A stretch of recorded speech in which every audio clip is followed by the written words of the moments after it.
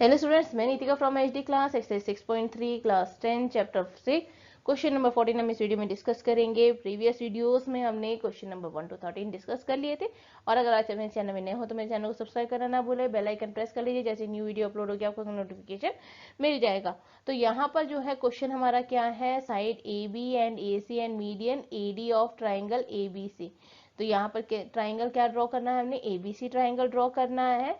And दूसरा क्या है, वो रिस्पेक्टिवली प्रोपोर्शनल है किसके, P Q, P R and median P M. जब रेस्पेक्टिवली वर्ड आता है तो याद ध्यान रखना कि जो पहला टर्म है वो पहले वाले टर्म से होगा, दूसरा टर्म है वो दूसरे वाले से, तीसरा वाला जो है वो तीसरे वाले के साथ होगा। ठीक है, तो ये ध्यान रखना, respectively proportional to the side P Q, P R and median P N of another triangle P Q R. तो हमने यहाँ में क्या ड्रॉ करना है, दो ट्राइंगल ड्रॉ करेंगे हम। ठीक है, A B C and P Q R. अब आपको क्या लिखना है, सबसे पहले गिवन, क्योंकि जो गिवन है वो आप लिखोगे A B upon P Q is equal to A D upon P M is equal to A C upon P R and A D and P M मतलब median of triangle A B C and P triangle P Q R. अगर आपको नहीं समझ आता कि हमने क्या लिखना है तो जो क्वेश्चन में दिया है सेम टू सेम वही लिख दोगे। ठीक, यहाँ तक आप लिख सकते हो पी क्यू आर तक। टू प्रूव क्या करना है, show that triangle A B C, तो आपने यही लिख देना है triangle A B C similar to triangle P Q R. अब यहाँ पर यहाँ से आपका जो होता है वो स्टेप शुरू होता है कि क्या करना है।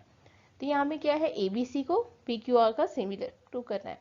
अगर ये सिमिलर होते तो ए बी जो है वो पी क्यू का प्रोपोर्शनल होता, ए सी जो है वो पी आर का प्रोपोर्शनल होता और बी सी जो है वो क्यू आर का प्रोपोर्शनल होता, अगर ये सिमिलर होता। ठीक, तो इसका मतलब अगर मुझे सिमिलर प्रूव करना है तो मुझे बी सी को भी प्रोपोर्शनल करना पड़ेगा क्यू आर का। ठीक, एक ये तरीके से हम कर सकते हैं, या तो फिर हम ये प्रूव कर सकते हैं कि एंगल ए जो है वो एंगल पी के बराबर है, तो साइड एंगल साइड जो है उसके सिमिलरिटी के बेसिस पे हम ये प्रूव कर सकते हैं सिमिलर है। तो दो तरीके से हम इसे प्रूव कर सकते हैं, लेकिन यहाँ पर हमारे पास और कुछ नहीं दिया गया है सिवाय ये क्या है कि ए डी जो है वो मीडियन है। ठीक, अब इसे कैसे हम यूज करेंगे, तो यहाँ पर हमने जब प्रूव करना है तो डायरेक्ट ये प्रूफ नहीं होगा, इसमें हमें कंस्ट्रक्शन करना पड़ेगा। कैसे कंस्ट्रक्शन करेंगे, क्योंकि हमारे पास एडी दिया है तो हमें एडी वाला ही सहारा लेना पड़ेगा। तो यहाँ कैसे सहारा लेंगे, हम क्या करेंगे, ज्वाइन करेंगे, यानी एक लाइन खींचेंगे, डी के साथ में ई प्रोड्यूस करेंगे जो कि एडी के बराबर है। जितना अपने एडी का लेंथ होगा सेम उतना ही डीई लेंगे, उसी तरह पीएम का जितना होगा उतना एमएन ले लेंगे और फिर एक ट्राइंगल सीई को ज्वाइन करेंगे। ठीक, तो ये हमारा कंस्ट्रक्शन हो गया, produce AD to E so that AD is equal to DE, then join CE, similarly produce PM to MN such that PM is equal to MN and join RN. अब क्या करना है, आपने इन दोनों ट्राइंगल को ए D B और सी D ई को congruent prove कर देना है, फिर आपका प्रॉब्लम सॉल्व हो जाएगा। अब आप बोलोगे ना यहाँ में इतना करना, क्योंकि ये जब तक ये नहीं आप करोगे सॉल्व तो आपको इसका रिलेशन यानी बी सी का रिलेशन नहीं मिलेगा। या तो बी सी का रिलेशन निकालो या फिर ये एंगल का रिलेशन निकालो, कुछ तो आपको करना पड़ेगा, तो उसके लिए हमें कंस्ट्रक्शन करना ही पड़ेगा। ठीक, तो हमारे इसके बाद क्या करना है, हम देंगे in triangle A B D and D E C. ठीक है, ये वाला एक ट्राइंगल हमारा है और हमारा दूसरा ट्राइंगल जो है वो क्या है, डी ई सी, ये दोनों ट्राइंगल है। ठीक, अब इसमें क्या चीज हमारे पास दी हुई है, बी डी जो है वो किसके बराबर है, डी सी के बराबर है। ठीक, ए डी जो है वो डीई के बराबर है बाई कंस्ट्रक्शन। अब हमारा जो एंगल बनता है एंगल ए डी ई, ये दोनों भी क्या है, वर्टिकली अपोजिट एंगल हो गए, तो ये दोनों मतलब by side angle side congruency से दोनों क्या हो गए, कॉन्ग्रुएंट हो गए। तो अब यहाँ पर लिख दोगे A D is equal to DE, A D B is equal to angle D C D E, B D is equal to D C, A D median है इसलिए लिख दिया हमने, और ये दोनों कॉन्ग्रुएंट हो गए। यहाँ तक तो क्लियर हो गया। अब इससे क्या मिला हमें, हमें ये पता चला कि ए बी जो है वो सी ई के बराबर हो गया। बस हम लिख देंगे वो A B is equal to C E by C P C T, और एंगल 1 और एंगल 5, यहाँ मैंने एंगल 1 और एंगल 5 मार्क करा है, लिख दिया है। आपने अपना चाहो तो नहीं लिख सकते, आप सीधा बी ए डी लिख सकते हो और डी ई सी लिख सकते हो, ज़्यादा कंफ्यूजन नहीं आना इसलिए होना करके मैंने एंगल के नाम लिख दिए ताकि बाद में दिक्कत ना हो। ठीक, तो अब यहाँ पर सिमिलरली हमने कौन सा ट्राइंगल लिया पी क्यू एम, यानी हमारा पास जो ट्राइंगल है वो कौन सा है, P Q M and M N R, ये दो ट्राइंगल लिया। इसमें भी क्या था, सिमिलरली है, सेम एक जैसे जैसे हमने पहले करा था। तो यहाँ पर भी हमारा ये पी एम जो है वो एम एन के बराबर है, क्यू एम जो है वो हमारा एम आर के बराबर है। एंगल जो है वर्टिकली अपोजिट एंगल है, यानी P M Q is equal to N M R या आर एम एन। ठीक है, आप लिख दोगे ऐसे सेम टू सेम। ठीक, बाय कंस्ट्रक्शन रीजन लिख देना आपने। तो आपका हो गया triangle P Q M is congruent to triangle M N R.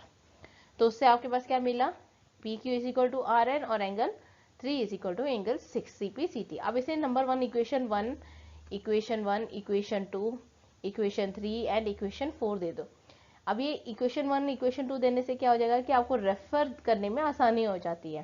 ठीक, अब ये तो क्लियर हो गया कि ये दोनों कॉन्ग्रुएंट हो गए। अब इसका फायदा क्या होगा, हमारे पास क्या गिवन है, पहले वो लिखो, A B upon P Q is equal to A D upon P M is equal to A C upon P R. अब ए बी जो था वो हमारा किसके बराबर हो गया, ये जो ए बी था वो ये कह रहा है कि ये सी ई के बराबर है। तो आपने सी ई लिख दिया, यहाँ पर ए बी की जगह पर आप क्या लिख सकते हो, C E upon R N, P Q की जगह पर आर एन लिख दिया आपने, is equal to A D upon P M is equal to A C upon P R. अब यहाँ पर क्या है, ए डी जो है वो कितना है, यहाँ पर ए डी जो है वो आप 2 टाइम ए ई लिख सकते हो, 2 टाइम ए ई लिख सकते हैं। उसी तरह जो पी एम है वो भी हम 2 टाइम पी एन लिख सकते हैं, तो हम वो लिख लेंगे। ठीक है, C E is equal to R N is equal to 2 time A D upon 2 time P M is equal to A C upon P R. अब यहाँ में क्वेश्चन आता है कि हमने क्यों लिखा, क्योंकि मैं चाह रही हूँ कि ये जो ट्राइंगल है, अगर हम ये प्रूव कर दें कि ये वाला जो ट्राइंगल है आपके पास, ये ट्राइंगल सिमिलर है इस ट्राइंगल के साथ, तो हमारा काम बन जाएगा। ठीक है, इसलिए हमने ये सारा काम किया। तो अब यहाँ पर क्या किया, आप लिख सकते हो C E upon R N is equal to A E upon P N, A E upon P N और A C upon P R. तो इसका मतलब कौन से दो ट्राइंगल सिमिलर हो गए हमारे, A E C is similar to P N R. ठीक, आप वो लिखोगे A C is similar to P R N. बस अब इससे हमने आगे का प्रूव करना है। ठीक है, थोड़ा सा लेंदी है पर हार्ड नहीं है। तो यहाँ पर क्या है, हमारा जो ए सी ई जो सिमिलर हो गया उससे हमें क्या मिला, angle 2 is equal to angle 4, क्योंकि सिमिलर में है तो एंगल इक्वल हो जाते हैं।